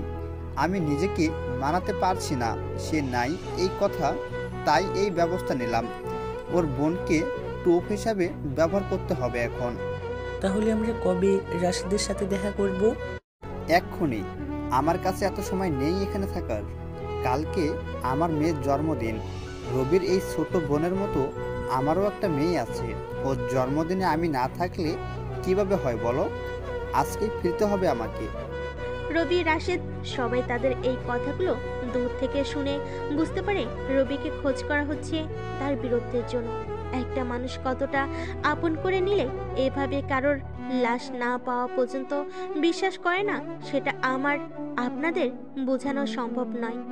পাশ থেকে রাশেদ 2টা গাড়ি আর লোকজন নিয়ে সেই স্থানে উপস্থিত হলো। রবির কথাই, রবি তখনও আড়ালে ছিল। রাশেদ আর তার লোকজনকে দেখে রবার্ট আর হেড তো পুরোই বনে গেল। রবার্ট রাশেদকে চিনে না, আর হেড তো চিন্তায় পড়ে গেল রাশেদ এখানে কেন। রাশেদ গাড়ি থেকে নেমে হেডের দিকে যাচ্ছে দেখে হেড রবার্টকে বলল, এটাই রাশেদ। হেডের কথা শোনা মাত্র রবার্ট নিজের পিস্তল বের করতে চাইলে হেড না করে, কারণ হেড এটাও জানে রাশেদ এখানে মারামারি করতে আসেনি, বরং কথা বলতে এসেছে। রাশেদ এগিয়ে গিয়ে রবার্ট আর হেডের সামনে দাঁড়িয়ে বলল, মিস্টার হায়দার। হেড নিজের আসল নাম শুনে চমকে গেল। সবাই জানে হেডের নাম জোসেফ, কিন্তু এভাবে নিজের আসল নাম রাশেদের মুখে শুনে অবাক। রাশেদও বলে বসলো, নিজের আসল নাম শুনে অবাক হলেন বুঝি? জোসেফ ওরফে হায়দার। আমার দেশে আসলেন আর আমাকে জানালেন না, আমি এটা মাইন্ড করলাম। হেড কিছু না বলে চুপ করে আছে। পরক্ষণেই রাশেদ বলল, রবির খোঁজে আসছেন তাই না? হ্যাঁ, কিন্তু সব আগে থেকেই জেনে যাচ্ছেন আপনি। কারণ কি? এত বড় একজন মানুষ আমাদের দেশে আসলো, আমার সাথে দেখা করতে চায়, তো কি চায় আমি জানবো না কেন? আসছে কেন দেখা করতে চায়? কিন্তু একটা ভুল আপনি করে ফেলেছেন। এই ছোট্ট বাচ্চা মেয়েটাকে কেন টোপ হিসাবে ব্যবহার করলেন? রাশেদ হ্যাপির দিকে আঙ্গুল দেখিয়ে এই কথা বলতে হেড কিছুটা ভয় পেয়ে গেল। আরো কিছুটা সময় কথা বলো। একটা পর্যায়ে এসে হেড রাশেদকে বলল, রবি কি আদৌ বেঁচে আছে? হেডের এই কথা শুনে দূর থেকে রবি জানিয়ে দিল রবি এন্ট্রি নিচ্ছে। রবির কথা শুনে রাশেদ মুচকি হাসছে। হেড এই হাসির কারণ বুঝতে পারছে না। পরক্ষণে হেড দেখতে পেল রবি বাইক নিয়ে আসছে। রবিকে দেখে হেডের চোখ বড় বড় হয়ে গেল। রাশেদ তখনও হেডের সামনে দাঁড়িয়ে হেসে যাচ্ছে। রবি বাইক রেখে হেডের সামনে আসতেই আচমকা রবিকে জড়িয়ে ধরল। রবি এটার জন্য মোটেও প্রস্তুত ছিল না। হেড রবিকে বলল, বাবা, তুমি এখনো বেঁচে আছো? আমি এমন কিছু আশা করছিলাম। যেদিন তোমার বডি না পাওয়ার পর আমি নিজেকে কোনোভাবেই বুঝতে পারছি না তুমি নেই, কিন্তু আজ আমি অনেক বেশি হ্যাপি, কারণ তুমি বেঁচে আছো। আমি যেন হারানো রাজ্য আবার ফিরে পেলাম, এমন আনন্দ হচ্ছে আমার। হেডের কথার মাঝখানে রবি বলে উঠল, আমাকে নিয়ে এত চিন্তা কেন স্যার আপনার? যেখানে একজন বীর থাকে সেখানে আর কি লাগে? তুমি হলে সেই বীর, আর তোমাকে নিয়ে চিন্তা তো থাকবেই। বলুন স্যার, আমি কিভাবে আপনার কাছে সাহায্য করতে পারি? আমাকে তো অনেক খুঁজলেন, আমার বোনকেও কিডন্যাপ করেছেন। কি করতে পারি বলুন আপনার জন্য? তুমি চলো আবারও আমার সাথে, আবারও এনজির জন্য কাজ করবে। স্যার, আমি চাইলে তখনই যেতে পারতাম, কিন্তু আমি আমার পরিবারের সাথে থাকার জন্য সেদিন আর নিজেকে আপনাদের সামনে আনি নাই। এখন আপনি আমাকে আবারও আপনাদের সাথে যেতে বলেছেন জীবন নিয়ে খেলার জন্য। দেখো বাবা, তুমি থাকলে বিভিন্ন দেশের মাফিয়া ভয়ে থাকে। তুমি নাই এটা জানার পর থেকে মাফিয়াদের তাণ্ডব এখনো আক্রমণগত বেড়ে চলছে। এদের এখন না থামলে ভয়ঙ্কর কিছু করে বসবে। আমি তো যাব না আপনাদের সাথে, তবে একটা কাজ করতে পারেন। আমার নাম এজেন্টদের লিস্টে রেখে আমাকে আমার মতো কাজ করতে দিতে পারেন। আমি আপনার কাজে সাড়া নাও দিতে পারি। বলতে পারেন আমি পূর্ণ স্বাধীন থেকে কাজ করব। আপনি আমাকে বলতে পারবেন না এটা ওটা করতে, তাহলেই আমি ফিরতে পারি। রবির কথা শুনে হেড কিছু সময় চুপ করে ভেবে বলল, ঠিক আছে, তুমি যেমন চাইবে। তবে কয়েকদিনের মধ্যে অফিসে গিয়ে দেখা করবে। কিছু প্রাথমিক কাজ আছে, সেগুলো শেষ করতে হবে। তারপর তুমি পূর্ণ স্বাধীন থাকবে। রবির সাথে কথা শেষ করে হেড যখনই চলে যেতে চাইবে তখন রবি হেডকে দাঁড় করিয়ে বলে, স্যার, নিজের মেয়েকে নিয়ে যাবেন না? আমার মেয়ে? এখানে কেন আমার মেয়ে আসবে? রবি মুচকি হাসি দিল। রাশিদও অবাক, কি বলে রবি এসব। পরক্ষণে রবি রবার্টের দিকে তাকিয়ে বলল, রবার্ট যে মেয়েটিকে আমার বোন মনে করে তুলে এনেছে সে আমার বোন নয় স্যার, আপনার ওই মেয়ে যার কালকে জন্মদিন। হোয়াট? কি বলছো তুমি এসব? আমার বোনকে কেউ এত সহজে কিডন্যাপ করবে তা কি করে হয় স্যার? আমি যখন জানতে পারি আমাকে খোঁজার জন্য আমার ছোট বোনকে টোপ হিসেবে ব্যবহার করা হয়েছে, তখন আমি প্ল্যান করি আমিও এমন কিছু করব যাতে যে আমার পেছনে পড়েছে সে যেন সারা জীবন মনে রাখে। জানতে পারি আপনি সে। আমিও দেরি না করে আপনার ছোট মেয়েকে কিডন্যাপ করি। আজকে আপনার মেয়ের সাথে যা হলো তা আমার বোনের সাথে হতো, আর এটা আমি কখনো হতে দিতে পারি না। তুমি এটা ঠিক করো নাই। আমাকে খুঁজতে আমার ছোট বোনকে ফলো করাটা কি ঠিক ছিল স্যার? রবির কথা শুনে হেড রেগে মেগে নিজের মেয়েকে গাড়িতে তুলে নিয়ে গেল। রাশিদ চিন্তায় আছে দেখে রবি রাশিদকে জিজ্ঞেস করলো, কি হয়েছে, এত চিন্তা কিসের? কেমনে কি? হেডের মেয়েকে আমার কিছু লোকেরা স্কুলে যাওয়ার পথে কিডন্যাপ করেছে, আর মেয়েটির মুখটা দেখতে হ্যাপির মতো লাগলেও ব্যাপারটা ভিন্ন। মেকআপ আর্টিস্ট দিয়ে মেয়েটির মুখটা হ্যাপির মতো করিয়েছি। রবির কথা শুনে রাশিদও বোকা বনে গেল। এত প্ল্যানের মাঝে যে আরো একটা প্ল্যান করে রাখবে রবি সেটা বুঝতে পারেনি সে। অন্য একটি দেশ থেকে হেডের মেয়েকে কিডন্যাপ করে আনাও এত সহজ ছিল না। আপনাদের আরো একটা কথা না বললেই নয়, জেলে রবি কয়েদিগুলোকে মেরে আসার পর আবারও নিজের আসল চেহারা নিয়ে আসছিল সার্জারি করে, তাই হেড রবিকে দেখা মাত্রই চিনতে পেরেছে। আর জেলে থাকতে অন্যরকম চেহারা ছিল বলে পুলিশ রবির বর্তমান চেহারা দেখেও চিনতে পারছে না।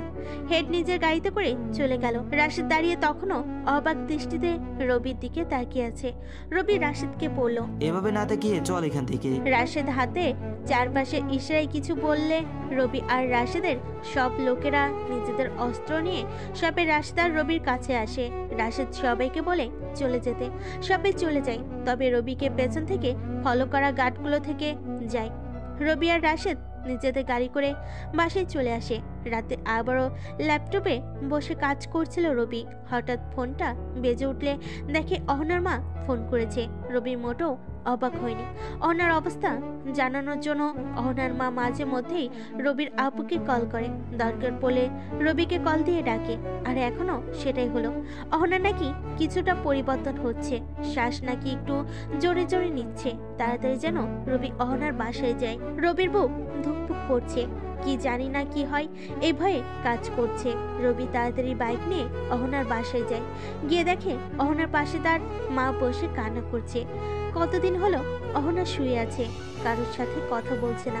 রবি গিয়ে অহনার অবস্থা দেখে অহনার মাকে বলে ডাক্তারকে ফোন করেছে কিনা। অহনার মা জানাই ফোন করেছে আর ডাক্তার আসছে। কথাটা মুখ থেকে শেষ করতে না করতেই ডাক্তার চলে আসে। অহনাকে দেখে ডাক্তার বলে এখনই হসপিটালে নিয়ে যেতে হবে। অহনাকে নিয়ে রবি আর অহনার মা হসপিটালে যায়। রবি ফোন করে আপুকে অহনার অবস্থা জানায়। রাত হয়ে গেছে অনেক, তাই আপু সকালে আসবে বলে। আর এদিকে হ্যাপিরও এক্সাম, তাই হ্যাপিকে রেখে যাওয়াটা ঠিক হবে না। ডাক্তাররা অহনাকে একটা রুমে নিয়ে গিয়ে পরীক্ষা নিরীক্ষা করে। এদিকে অহনার মা কেঁদে নিজের নাজেহাল অবস্থা করে ফেলেছে।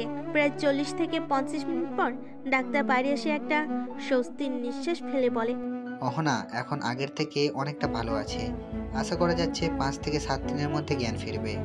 ডাক্তার আরও জানাই অহনাকে বাসায় সেবা করার কারণে এমন পরিবর্তন সম্ভব হয়েছে, নয়তো এমন মৃত্যুর মুখ থেকে 0.0% মানুষ ফিরে আসে। রবি ডাক্তারকে জানাই এই 5 থেকে 7 দিন যা লাগে অহনাকে হসপিটালে রাখতে, যাতে পরবর্তীতে কোনো সমস্যা না হয়। কিন্তু ডাক্তার জানাই হসপিটালে রাখলে সমস্যা হবে, তাই মাঝখানে 4 দিন বাসায় নিয়ে সেবা করে পরে জ্ঞান না ফেরা পর্যন্ত হসপিটালে রাখতে। কি আর করার, ডাক্তার যেটা ভালো মনে করে অহনার জন্য সেটাই করতে হচ্ছে। এদিকে হ্যাপির এক্সাম, রেডি হয়ে এক্সাম দিতে স্কুলে গেলেই ঘটে এক বিপত্তি। রবি আর রাশেদ দাঁড়িয়ে কথা বলছিল অহনার ব্যাপারে। কথা শেষ করে রবি ফোনটা পকেট থেকে হাতে নিয়ে দেখে হ্যাপি 4টা কল দিয়েছে। রবি কিছুটা বিচলিত হয়ে পড়ে। ছোট বোনটা রবির কলিজা, আর সেই কলিজা এতগুলো কল দিয়েছে, অবশ্য কোনো সমস্যা তো হয়েছে। রবি তাড়াতাড়ি কল ব্যাক করতে গেলে হ্যাপি আবারও কল করে। রবি ফোনটা রিসিভ করতেই ওপাশ থেকে হ্যাপি ভয়ে ভয়ে কান্না করতে করতে বলে, ভাইয়া বাঁচাও আমাকে, ওরা আমাকে মেরে ফেলবে। কি হয়েছে তোর, আর কে মেরে ফেলবে, কি বলছিস সেসব? ভাইয়া আমার স্কুলে তুমি তাড়াতাড়ি চলে এসো, ওরা 4জন লোক আমাকে মেরে ফেলবে। ভয় পাস না, স্কুলের পেছনে আসিস তো, আমি এখনই আসছি। রবি কলে কথা বলছিল তা শুনে রাশেদ তাড়াতাড়ি রবির বাইক স্টার্ট করে। রবি তাড়াতাড়ি পেছনে বসে পড়ে। 1 সেকেন্ড দেরি না করে রাশেদ বাইক চালিয়ে হ্যাপির স্কুলের দিকে আসতে শুরু করে। হ্যাপি তখনও রবির সাথে লাইনে ছিল। রাশেদ এত স্পিডে বাইক চালালো যে মাত্র 2 মিনিটে হ্যাপির স্কুলে এসে হাজির। রবি রাশেদকে বলল হ্যাপির পেছনের দিকে আছে, যেন সেখানে যায়। রবিও নিজের মতো করে দৌড়ে পেছনে চলে গেল। হ্যাপিকে কলে জিজ্ঞেস করছে কই সে, কিন্তু এখন আর কোনো রেসপন্স পাচ্ছে না। কল কেটে যেতেই রবি আবার হ্যাপিকে কল দিলে ফোন বন্ধ পায়। এবার রবির মাথায় যেন আকাশ ভেঙে পড়ে। রবি তাড়াতাড়ি নিজের ফোনে হ্যাপির লোকেশন চেক করে। লোকেশন দেখে যখনই রবি গেটের দিকে তাকায়, দেখে একটা গাড়ি খুব স্পিডে সেখান থেকে বের হয়ে যাচ্ছে। রবি বুঝতে পারে ওই গাড়িতেই হ্যাপি আছে। রবি দেরি না করে স্কুলের সবার সামনে দৌড়ে গাড়ির দিকে যেতে যেতে গাড়িটি বের হয়ে যায়। রবি গাড়ির নাম্বারটি রাশেদকে নোট করতে বলে আর তার লোকেদের জানাতে বলে গাড়ির ব্যাপারে। রবি নিজের বাইক নিয়ে হ্যাপিকে কিডন্যাপ করা গাড়ির পিছু নেয়। কিছু সময় পর গাড়ি থেমে যায় একটা পুরনো বাড়ির সামনে। দেখে বোঝা যাচ্ছে এখানে ভয়ঙ্কর কিছু হতে চলেছে। এদিকে রাশেদ তার লোকেদের পাঠিয়ে দিয়েছে রবির লোকেশনে। রবি গিয়ে দাঁড়ালে হ্যাপি রবির দিকে আসতে চায়, কিন্তু 2জন লোক হ্যাপির 2 হাত ধরে থাকে। কিছু সময় পর সেখানে একটা গাড়ি নিয়ে আসে বর্তমান এমপি সাইম। রবি সাইমকে দেখে রেগে মেগে তার দিকে যেতে থাকে। রবি গিয়ে সোজা এমপির কলার ধরে এমপি রবিকে ধাক্কা দিয়ে বলে, তোর বোন আমার লোকদের হাতে, এখন আমি যা বলবো তুই তাই করবি, নয়তো তোর বোনের মৃত্যুর জন্য তুই দায়ী। রবি এবার হ্যাপির দিকে তাকিয়ে থমকে যায়। এমপির দিক থেকে চোখ নামিয়ে হ্যাপির দিকে তাকায়। হ্যাপির চোখ থেকে পানি পড়ছে। যেখানে হ্যাপিকে কখনো রবি মন খারাপ করতে দেয়নি, আজ সেখানে হ্যাপির চোখে পানি দেখে রবির কলিজা ফেটে যাচ্ছে। সাইম রবির দিকে কয়েক পা হেঁটে রবিকে বলে, তুই সে না যে জেলের ভেতরে আমার লোকগুলোকে মেরে ফেলেছিস? কি মনে করেছিস আমি কিছুই জানবো না? রাজনীতি করি আমি, রাজনীতির মার প্যাচ আমি ভালো বুঝি। তুই আমার লোকদের মেরে ফেলেছিস আর আজ তোকে মরতে হবে। বলে রবিকে একটা ঘুষি দিতেই চারপাশে অনেকগুলো গাড়ি আর অনেকগুলো লোক অস্ত্র সহ চলে আসে। চারপাশটা ঘিরে ধরে। রবির নাক দিয়ে রক্ত পড়ছে। গাড়ি থেকে রাশেদ নামতে দেখে সাইম তো ভয় পেয়ে গেছে। সাইম কিছু বলার আগেই রাশেদ হ্যাপির দিকে আঙ্গুল দেখিয়ে বলে, ওই মেয়েটাকে ছেড়ে দেয়। রাশেদের কথা শেষ হতে না হতেই সাইম ইশারা করলে তার লোকেরা হ্যাপিকে ছেড়ে দেয়। হ্যাপি দৌড়ে এসে কাঁদতে কাঁদতে রবিকে জড়িয়ে ধরে। রবি হ্যাপিকে শান্ত করার চেষ্টা করে, কিন্তু এত বেশি ভয় পেয়েছে হ্যাপি, কিছু সময় পর পর অনেক জোরে কান্না করছে। রবি হ্যাপিকে নিয়ে রাশেদের গাড়িতে উঠে বসে। হ্যাপিকে জিজ্ঞেস করে, কি হয়েছে স্কুলে, আমাকে সব বল। হ্যাপি তখনও ফুপিয়ে ফুপিয়ে কেঁদে যাচ্ছে। রাশেদের গাড়ি থেকে পানির বোতল নিয়ে হ্যাপিকে পানি দেয় আর কপালে কেটে যাওয়া অংশে হাত দিয়ে বাতাস করে যাতে কষ্ট কম হয়। পানি খাওয়া শেষে হ্যাপি বলে, আমি স্কুলে গেলে দেখি 4জন লোক আমার ছবি হাতে নিয়ে আমাকে খুঁজছে। লোকগুলোকে আমি কখনো দেখি নাই। আমি ভয় পেয়ে দৌড়ে সেখান থেকে চলে যেতে চাইলে তাদের একজন আমাকে দেখে ফেলে। তারপর তারা পিস্তল বের করে আমার পিছু নেয়। আমি দৌড়ে স্কুলের পেছনে গাছের দিকে লুকিয়ে তোমাকে কল দিলে তুমি কল ধরো না, পরে কয়েকবার দিলে কল ধরো, তখন কথা বলার সময় ওরা আমাকে ধরে ফেলে। তোমরা পেছনের দিকে গেলে লোকগুলো আমার মুখ চেপে ধরে আমাকে তাদের গাড়িতে তোলে। ওদের গাড়িতে ধাক্কা খেয়ে কপাল ফেটে যায়। তারপর তুমি গাড়ির পিছু নিতে নিতে এখানে চলে আসো। হ্যাপি কথাগুলো বলে থেমে গেল। রবি হ্যাপিকে গাড়িতে বসতে বলে সে গাড়ি থেকে বের হলো। রাগে মাথা পুরো হিট হয়ে গেছে রবির। গাড়ি থেকে নেমে গাড়ির দরজা বন্ধ করে দিয়ে নিজের কোমর থেকে পিস্তল বের করতে করতে সাইমের দিকে এগিয়ে যেতে থাকে। পিস্তল বের করে সাইমের মাথায় ধরতেই রবির পকেট থাকা ফোন বেজে ওঠে। এক আকাশ বিরক্তি নিয়ে রবি ফোনটা বের করে দেখে হ্যাপির স্কুলের প্রধান শিক্ষক কল দিয়েছে। রবি কলটা ধরতেই ওপাশ থেকে স্যার বলল, তোমার বোন নাকি স্কুলে আসছিল, কিন্তু এখন হল রুমে কোথাও তোমার বোনকে খুঁজে পাওয়া যাচ্ছে না। আজকে ওর এক্সাম আছে, কিন্তু এক্সাম হলে না পেয়ে তোমাকে কল দিলাম। আপনার স্কুলে ইতিমধ্যে অনেক কিছু ঘটে গেছে স্যার, যা আপনি বুঝতেও পারেননি। আমি হ্যাপিকে নিয়ে কিছু সময় পরে আসি, তখন ওর এক্সাম নেবেন। রাখলাম। প্রধান শিক্ষক আরো কিছু বলার আগে রবি কল কেটে দিল। সাইম এখনো শখ হয়ে দাঁড়িয়ে আছে। তার সাথে কি হচ্ছে তা বুঝতে না পারলেও কিছু বলতে বা কিছু করতে পারছে না। রবি সাইমকে ঠিক নাক বরাবর একটা ঘুষি বসিয়ে দেয়। নাক থেকে রক্ত পড়তে শুরু করলো। সাইম নাকে হাত দিয়ে বসে পড়লো। রাশেদ রবির দিকে আসলে রবি কিছু বলার আগেই সাইম রবির পা ধরে বলে, ভাই মাফ করে দেন, ভুল হয়ে গেছে। রবি সাইমকে এবার জোরে একটা লাথি দিয়ে রাশেদকে বলে, রাশেদ, ওই কুত্তাটাকে ছাড়া বাকি সবাইকে মেরে দে, আর একে বন্দি করে রাখ। আমার অনেক হিসাব বাকি ওর সাথে। রবির কথা শুনে সাইমের চোখ বড় বড় হয়ে গেল। সাইমের বাকি লোকেরা মাটিতে হাত গেড়ে বসে পড়ল। রবি একটা শব্দ উচ্চারণ করতে লোকেরা সাইমের সব লোককে উড়িয়ে দিল। সাইম এসব দেখে অজ্ঞান হয়ে গেল। এদিকে গুলির আওয়াজে হ্যাপির গাড়ির দরজা খুলে বাইরে এসে দেখে তাকে যে লোকগুলো ধরে এনেছে সবাই মাটিতে পড়ে আছে। ময়লাগুলো পরিষ্কার করতে বল, আর সাইমকে বেঁধে রাখ। রাতে আমি আসছি। রবি হ্যাপির দিকে হাঁটতে শুরু করলে রাশেদের লোকেরা সাইমের লোকেদের লাশগুলো গাড়িতে তুলে আর সাইমকেও একটা গাড়িতে তুলে নিয়ে যায়। রবি হ্যাপিকে নিয়ে নিজের বাইকে করে স্কুলে চলে আসে। সোজা প্রধান শিক্ষকের রুমে যেতেই স্যার দাঁড়িয়ে যায়। স্যার কিছুটা ভয় পেয়ে গেছে। প্রথমে তো রবির চোখগুলো রক্তের মতো লাল হয়ে আছে, আর তার উপরে একটু আগে সিসিটিভি ফুটেজ চেক করে দেখতে পেল হ্যাপিকে কিডন্যাপ করা হয়েছে। এটাও দেখলো রাশেদের মতো মাফিয়া রবির কথা মতো চলছে। তার মানে তো রবি আরো বড় কিছু। স্যার, একটু সমস্যা হয়ে গিয়েছিল, আপনি হ্যাপির এক্সাম এখন নিতে পারেন। না না থাক, ও এমনিতেও পড়াশোনায় ভালো, ওর এক্সাম দিতে হবে না। সে শখ খেয়েছে। মেয়েটি কিছুদিন বিশ্রামে থাক, পরে সব ঠিক হয়ে গেলে তখন দেখা যাবে। ওকে কোনো এক্সাম দিতে হবে না। সবার এক্সাম শেষ হলে তবে ওকে স্কুলে পাঠিও। যাও এখন বাসায় যাও। কিন্তু স্যার। কোনো কিন্তু না, আমি এদিকটা দেখে নিচ্ছি। রবি আর কোনো কথা না বলে হ্যাপিকে নিয়ে সোজা বাসায় চলে আসলো। স্কুলে যাওয়ার আগে হ্যাপিকে ডাক্তারের কাছে নিয়ে গিয়েছিল। বাসায় এসে কলিং বেল চাপতে আপু দরজা খুলে দিল। হ্যাপির মাথায় ব্যান্ডেজ দেখে আপু জিজ্ঞেস করে, কি হয়েছে মাথায়? রবি কিছু না বলে মাথা ভর্তি রাগ নিয়ে নিজের রুমে চলে যায়। হ্যাপি গিয়ে সোফায় বসে পড়ে। আপু এক গ্লাস পানি নিয়ে হ্যাপির হাতে দিয়ে জিজ্ঞেস করে কি হয়েছে। তখন হ্যাপি যা যা হয়েছিল সব এক এক করে বলে। কিছু সময় পর রবি নিজের রুম থেকে বের হয়ে হ্যাপির পাশে গিয়ে বসে। হ্যাপি এখনো সোফায় বসে আছে। রবি গিয়ে বসতেই আপু এক কাপ কফি নিয়ে রবির হাতে দিয়ে বলে, লোকগুলোর সাথে এমনটা না করলেও পারতি। কোন লোকের সাথে কি করছে আবার? যাদের মেরে ফেলতে বলেছিস তারাও কারো হয়ে কাজ করে, এমনটা না হলেও পারতো। আজ এমনটা না হলে কাল আবারও আমার পরিবারের কারো না কারোর সাথে এমন কিছু হওয়ার আশঙ্কা ছিল, তাই আগাছা গোড়া থেকে উপড়ে ফেলেছি। রবির কথাই আর কোনো জবাব দেয় না আপু। ধীরে ধীরে রাত ঘনিয়ে আসলে রবি চলে যায় সাইমের কাছে। সাইমের অবস্থা দেখে বুঝতে পারছে পোলাপান সাইমকে অনেক নিয়েছে।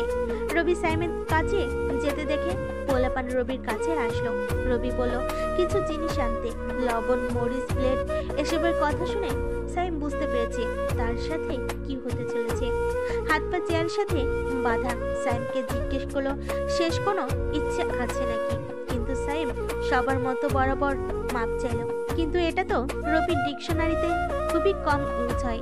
রবি বলল, আমার বেশ কিছু প্রশ্ন আছে, জানি সব উত্তর তোর কাছে আছে। যদি প্রশ্নের উত্তর দিস তাহলে কষ্ট না দিয়ে মেরে দিব, আর যদি আমার প্রশ্নের উত্তর না দিস তো। আমার প্রথম প্রশ্ন, সেদিন অহনাকে কেন তোর লোকেরা গুলি করেছে? আমি জানি এসব বললেও তুই আমাকে মেরে ফেলবি, কখনো বলবো না এসব আমি।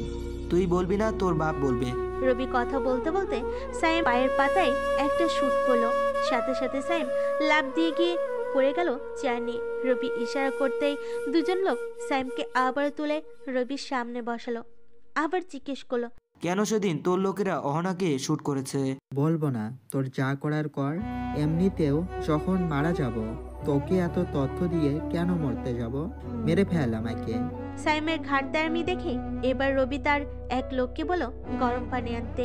এদিকে রবি বিলেট দিয়ে সাইমের পায়ের পাতার নিচের অংশ কাটতে শুরু করলো। সাইম চিৎকার করছে, কিন্তু মুখে কাপড় গুজে দেওয়ায় চিৎকার তার মুখের ভেতরে থেকে যাচ্ছে। এবার গুঁড়ামরিচ সাইমের পায়ের কাটা অংশে লাগিয়ে দেওয়ার কয়েক সেকেন্ড পরেই সে অজ্ঞান হয়ে যায়। এতটুকু টর্চার নিতে পারছে না, আবার নাকি মুখ খুলবে না বলে রবি একটা সজোরে লাথি দিল। উল্টে পড়ে যায় সাইম। লোকের আবার সোজা করিয়ে বসিয়ে জ্ঞান ফেরায় সাইমের। এবার রবি নিজে থেকে কিছু বলার আগেই সাইম বলতে শুরু করে, ভাই আমি সব বলছি, তাও আমাকে আর কষ্ট দিস না। রবি এবার পৈশাচিক হাসি দিয়ে বলে, আগে বললে এত কষ্ট পেতে হতো না। বল এখন কেন অহনাকে গুলি করেছিস? ও আমাদের জন্য কাজ করে। আমাদের একটা 7 জনের দল আছে, তার মধ্যে অহনা একজন। আমরা একজন আর একজনের সাথে কাজ করি। সেদিন আমাদের কোনো প্ল্যান ছিল না অহনাকে মারার। আমাদের লোক তো অন্য কাউকে মারতে গিয়েছিল, কিন্তু অহনা কেন জানি তাকে বাঁচাতে গিয়ে নিজে গুলির সামনে গেল। কি, অহনা আমাকে মারার প্ল্যান করেছিল তোদের সাথে? জানি না সেটা কেন করলো। সেদিন ও তোকে মেরে দিতে সুযোগ করে দিল, কিন্তু পরে কি হলো যে ও নিজে গুলির মুখে চলে আসলো। আজ তুই না থাকলে আমার কষ্ট হতো না। রবি নিজের কানকে বিশ্বাস করতে পারছে না। অহনা তাকে মারতে লোকের সাথে প্ল্যান করেছে। রবি সাইমের বলা কথাগুলো আর সহ্য করতে না পেরে সাইমকে সেখানেই শেষ করে দিল। 2 দিন চলে গেল, রবি বাসা থেকে বের হয় না। আপু বিষয়টি বুঝতে পেরেছে, কিছু একটা হয়েছে, কিন্তু কি হয়েছে সেটা ঠিক বুঝতে পারছে না। রাত প্রায় 9টা। রবি বসে বসে ভাবছে অহনার কথা। আপু 2 কাপ কফি হাতে নিয়ে রুমে এলো। রবি আপুকে দেখেও আনমনা হয়ে বসে আছে। আপু বলল, খিরে এত কি ভাবছিস? তেমন কিছু না, দেখি কফি দাও। কথাটা বলে রবি আপুর কাছ থেকে কফিটা নিয়ে খেতে শুরু করলো। পরক্ষণে আপু বলল, অহনার মা কল দিয়েছিল, বলল কাল অহনাকে হসপিটালে নিতে হবে। নিতে হলে নিবে, এখানে তোমাকে জানানোর কি আছে? রবির এই কথাটা আপুর মোটেও ভালো লাগেনি। আপু এবার বুঝতে পারলো রবি অহনার কোনো ব্যাপার নিয়ে চিন্তিত। আপু আবার বলল, তুই যাবি না অহনাকে হসপিটালে নেওয়ার সময়? দেখি সময় পেলে যাব। কয়দিন হলো তুই ওকে দেখতে যাসনি, মনে আছে? আচ্ছা বলতো, অহনা কি এমন করেছে যার জন্য তুই হঠাৎ ওর সাথে কথা অফ করে দিয়েছিস? ও একটা কাল নাগিনী। ওই দিন ও সাইম সহ আরো অনেকের সাথে হাত মিলিয়ে আমাকে মারার প্ল্যান করেছিল। যেদিন আমি তাকে প্রপোজ করতে যাই সেদিন আমাদের চারপাশে ছিল ওর লোক। সময় বুঝে আমাকে ওরা গুলি করেছিল, কিন্তু পরে অহনার কি হলো জানি না, সে নিজে আমাকে বাঁচাতে গেল। এর মানে তো একটাই, প্রথমেও বুঝতে পারিনি যে তোকে ভালোবাসে, পরে যখন বুঝতে পারে অনেক দেরি করে ফেলেছে, তাই নিজেকে উৎসর্গ করে তোকে বাঁচাতে এসেছিল। শোনো, ও আমার সাথে বিশ্বাসঘাতকতা করেছে, আর তুমি ভালো করে জানো আমি বিশ্বাসঘাতকের সাথে কি করি। ও সুস্থ হলে তো আমি ওকে মেরে দিব। পাগলামি করিস না তো। এভাবে আপুর সাথে রবির শেষ কিছু কথা হলো। আপুর মূল কথা অহনা বুঝতে না পেরে এমনটা করেছে। নিজের ভুল বুঝতে পেরে তো রবিকে বাঁচাতে চেষ্টা করে নিজের মৃত্যুর মুখে ঢলে পড়েছে। আপুর এসব কথা রবি খুব একটা পাত্তা দেয় না। আপু বুঝতে পারে এখন রবিকে যতই বোঝাক কাজ হবে না। আপু নিজের রুমে চলে গেল। রবি সকালে ঘুম থেকে উঠেই দেখে সিক্রেট এজেন্টের হেড 2টা মেল করেছে। একটাতে বলা হলো বাংলাদেশে একটা মাফিয়া টিম তৈরি হয়েছে যা দেশের মধ্যে গুম খুন করে যাচ্ছে, এদের সবাইকে যেন রবি শেষ করে দেয়। আর দ্বিতীয় মেইলে তাদের ছবি ঠিকানা সব ছিল। রবি দেখে সেখানে সাইমের ছবিও ছিল। হঠাৎ মনে করলো এটা মনে হয় সাইমের টিম, যে দলের কথা বলেছে সে। রবি দ্রুত কম্পিউটার নিয়ে বসে পড়লো তাদের ব্যাপারে জানার জন্য। কিছু সময় খোঁজ করে জানতে পারে এটা সাইমের বলা সেই দল, কিন্তু এখানে অহনার ছবি নাই কেন? রবি বুঝতে পারে হেড এখানেও কিছু একটা করেছে। সাইমের কথা মতো অহনার ছবি থাকা উচিত। কিছু সময় কম্পিউটারের কাজ শেষ করে রবি নাস্তা করতে বের হলে আপু তাড়াতাড়ি নাস্তা দেয় আর আপু রেডি হয়ে রবিকে বলে রেডি হতে। রবি জিজ্ঞেস করে কোথায় যাবে। আপু জানাই অহনাকে হসপিটালে নেওয়া হয়েছে, তাই সেখানে যাচ্ছে। রবি বলে সে যাবে না, কিন্তু আপু বলে তার সাথে যেতে হবে। কি আর করার, ইচ্ছে না থাকা সত্ত্বেও যেতে হলো। রবি না চাইতো কেমন জানি অদ্ভুত টানে রবি অহনার সামনে চলে যায়। সে আগের মতো শুয়ে আছে মেয়েটি, ফর্সা চেহারায় কালো দাগ পড়ে গেছে। এই কয়দিনে একেবারে শুকাই গেছে। রবির একটা মায়া কাজ করছিল, করবেই বা না কেন, ভালোবাসার মানুষ বলে কথা। বেশ কিছু সময় তাকিয়ে থাকার কারণে রবি খেয়াল করে তার চোখের কোণে পানি জমে গেছে। রবি তাড়াতাড়ি চোখের পানি মুছে নিয়ে বাইরে চলে আসে। সময় যায় 1 ঘন্টা 2 ঘন্টা, অহনার কোনো পরিবর্তন হয় না। এভাবে প্রায় 7 ঘন্টা যাওয়ার পর নার্স ডাক্তারকে চিৎকার করে ডাকতে শুরু করে। ডাক্তারের সাথে রবিও গিয়ে দেখে অহনার চোখ খুলে উপরের দিকে তাকিয়ে আছে। ডাক্তার ভালো করে চেক করে দেখে তেমন আর কোনো সমস্যা নাই। ডাক্তার ওষুধ লিখে রবির হাতে দিয়ে বলে ওষুধগুলো ঠিক মতো খাওয়াতে। অহনার শরীর বেশ দুর্বল, তাই ওষুধগুলো যাতে কোনোভাবে মিস না হয় আর খাবারটা যেন ঠিক মতো খায়। ডাক্তার এক গাদা কথা বলল যাতে অহনার কোনো সমস্যা না হয়। সব শেষে সবাই অহনার রুম থেকে বেরিয়ে গেলে আপু রবিকে বলে অহনার সাথে কথা বলতে। রবি নিজেই ভেবে পায় না কি বলবে সে, তার তো কথা বলতে গেলে কথা আটকে যাবে। আপু চলে গেলে অহনা তাকিয়ে আছে রবির দিকে। রবি সোজা গিয়ে অহনার বেডের এক পাশে বসে পড়ে। রবির ইচ্ছে করছিল সোজা কেন এমন করলো তার সাথে জিজ্ঞেস করতে, কিন্তু কেন জানি বলা সেটা ঠিক হবে না ভেবে আর জিজ্ঞেস করলো না। অহনার রবির দিকে তাকিয়ে কেমন যেন কাঁদতে শুরু করলো। রবি তাড়াতাড়ি অহনার চোখের জল মুছে দিয়ে বলল কি হলো, তুমি কাঁদছো কেন? আমি তোমার সাথে অন্যায় করেছি, প্লিজ মাফ করে দিও। বাদ দাও ওসব, কান্না থামাও, বলো কেমন লাগছে এখন? তুমি তো আমাকে ভালোবাসো তাই না? তোমার এখন কেমন লাগছে বলে না তো? বিয়ে করবে আমাকে? রবি বুঝতে পারছে এই মেয়েটি নিজের অবস্থা বলবে না।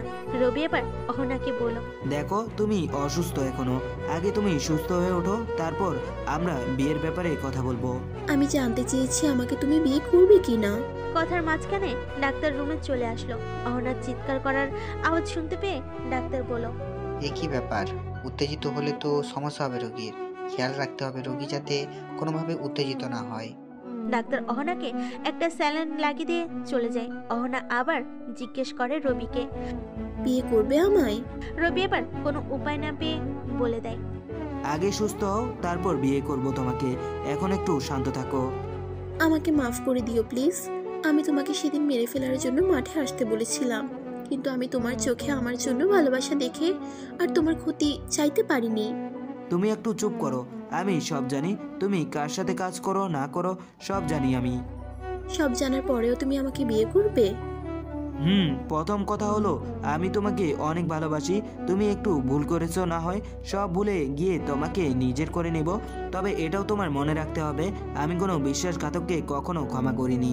কথায় আছে শত্রু যতই দুর্বল হোক হোক সে পিঁপড়া সমতুল্য, শক্তিহীন তবুও নিজের আপন কোনো মানুষ যদি বিশ্বাসঘাতকতা করে তাহলে পিঁপড়া সমতুল্য শত্রুর কাছে হার নিশ্চিত। তাই কখনো বিশ্বাসঘাতক বন্ধু কিংবা পিঁপড়া সমতুল্য শত্রু কাউকে ক্ষমা করতে নেই। আর তোমাকে আমি প্রথম ও শেষবারের মতো ক্ষমা করে নিজের বুকে টেনে নিচ্ছি, কেবল তোমাকে ভালোবাসি বলে, পরে আর কখনো ভুল করিও না। রবি কথাগুলো বলে সোজা বের হয়ে আসে। অহনাকে আরো কয়দিন হসপিটালে রেখে বাসায় নিয়ে যায়। অহনাকে বাসায় নিয়ে যাওয়ার পর শুরু হয় রবির মিশন। অহনার থেকে নেওয়া তথ্য নিয়ে একজন করে শেষ করে দেয় রবি, সাথে সিক্রেট এজেন্ট হয়েও কাজ করে। হেডে দেওয়া কাজও একসাথে হয়ে যাচ্ছে। প্রায় 1 মাস কেটে গেল। হেডে দেওয়া মিশন আর অহনার থেকে নেওয়া তথ্য দিয়ে দেশের ভেতরে যাদের মেরে ফেলা দরকার উচিত ছিল সবাইকে মেরে দিল। অবশেষে অহনার রবির বিয়ে ঠিক হয়ে যায়। রবি রাশেদকে জানায় যেন বিয়েতে কোনো সমস্যা না হয়। এমনও তো হতে পারে কেউ বদলা নিতে বিয়েতে ঝামেলা করতে পারে। রাশেদ রবিকে জানায় এই ব্যাপারটা সে নিজে দেখবে। লোকেরা তো আছে, বিয়েতে সবাই বেশ খুশি। রবি তার সিক্রেট এজেন্ট হেডকে দাওয়াত দিয়েছিল, কিন্তু তিনি জানায় তার মেয়ের বিয়ে, তাই সে আসতে পারবে না। কি আর করার। এদিকে অহনা বিয়ের শাড়িতে বসে আছে। হ্যাপি, আপু, রাশেদ, রবি, অহনা সবাই বেশ খুশি। কত আয়োজন হচ্ছে বিয়েতে, অপেক্ষা যেন শেষ হচ্ছে না অহনার। রবিকে কল দিলে এবার রবি ছোট্ট করে মিষ্টি রাগ দেখিয়ে বলে, এত তর্স হয়েছে না কেন? আসি তো, তোমার জামাই অন্য কোনো মেয়েকে নিয়ে চলে যাবে না, তোমার কাছেই আসতেছি, একটু অপেক্ষা করো। মিষ্টি রাগ দেখে রবি কল কেটে দিলে অহনা দেখে গেটের বাইরে বরের গাড়ি চলে আসছে। অবশেষে অহনার অপেক্ষা শেষ হয়। ঠোঁটে এতক্ষণ যে মলিনতা ঘিরে ধরেছিল তা নিমিষেই মিষ্টি হাসিতে রূপ নিল। রবি গিয়ে একটা বড়সড় ধাক্কা খেলো। এখানে হেড কেন? রবি বুঝতে পারে না অহনার বাসায় সিক্রেট এজেন্ট হেড হায়দার কি করছে। আবার কোনো মিশন নাই তো? রবি রাশিদকে বলে হেডের সাথে কথা বলতে। রাশিদ গিয়ে হেডের সাথে কথা বলতে গেলে হেড রাশিদকে দেখে হাসে আর বলে, যাও, আমি আছি ওর কাছে। একটু পর রবির কাছে আসলে হেড বলে, কি রবি, অবাক হচ্ছ আমাকে দেখে? একটু তো অবাক হচ্ছে স্যার, আপনি এখানে কেন? আমার বাসায় আমি থাকবো না তো কে থাকবে? আপনার বাসা মানে? এটা আমার বাসা, আর অহনা হলো আমার মেয়ে। কি, আপনার মেয়ে? তাহলে সেদিন যাকে কিডন্যাপ করেছিলাম সে কে ছিল? ওটাও আমার মেয়ে। আপনার কয়টা মেয়ে আমি ঠিক বুঝতে পারছি না। শোনো, অহনার মা আমার প্রথম স্ত্রী, আর অহনা আমার বড় মেয়ে। আর তোমরা যাকে কিডন্যাপ করছো সে আমার দ্বিতীয় স্ত্রীর মেয়ে। কি, অহনার মা এখনো আছে? তারপরেও আপনি? অহনার মায়ের সম্মতিতে আমি দ্বিতীয় বিয়ে করছি। রবি তো একেবারে শক হয়ে যায়। অহনার বাবা ঠিক জানতো রবি আর অহনার ব্যাপারে, কিন্তু রবিকে কিছু জানায়নি। রবির মতো কেউ হাতছাড়া হোক তা মনে হয় কেউই চাইবে না। তাই হয়তো হেড জানার পরও চুপচাপ ছিল। অবশেষে বিয়েটা হয়ে গেল। অহনাকে বাসায় আনা হলো। রবি, রাশেদ, মাহমুদ, রাহি সবাই মিলে ছাদে বসে আড্ডা দিচ্ছে। এদিকে অহনা বাসর ঘরে বসে হ্যাপির সাথে গল্প করছে।